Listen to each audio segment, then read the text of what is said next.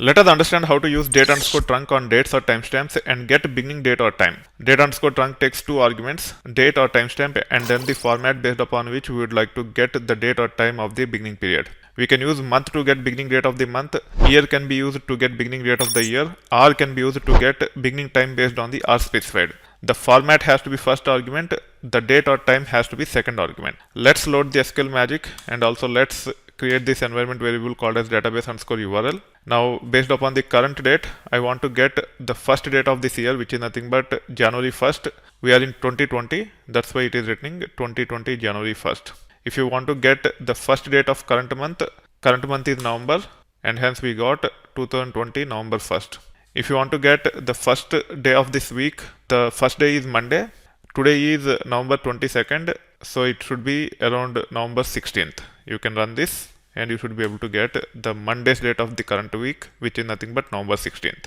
Now you can also get the beginning time of the current day using this approach. I am trying to get the current timestamp using current date up to seconds, and then the beginning time of today, which is nothing but the midnight of today.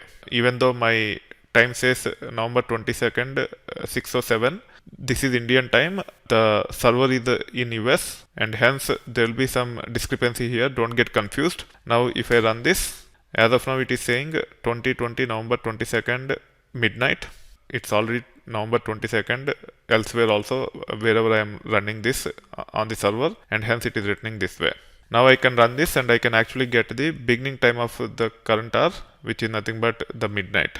So you can see the difference. Even though my current time is 6:07, on the server it is actually around midnight. That's why we got the midnight only. I think it is using the UTC or GMT. I'm not 100% sure about it.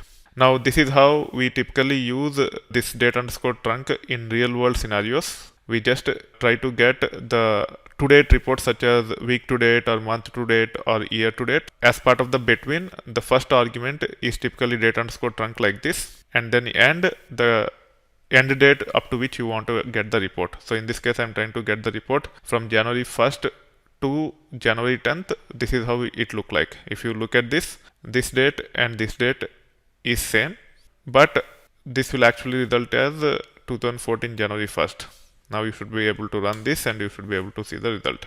This approach is typically used against current date. We typically say between date underscore trunc, current date and current date. That's how it will work.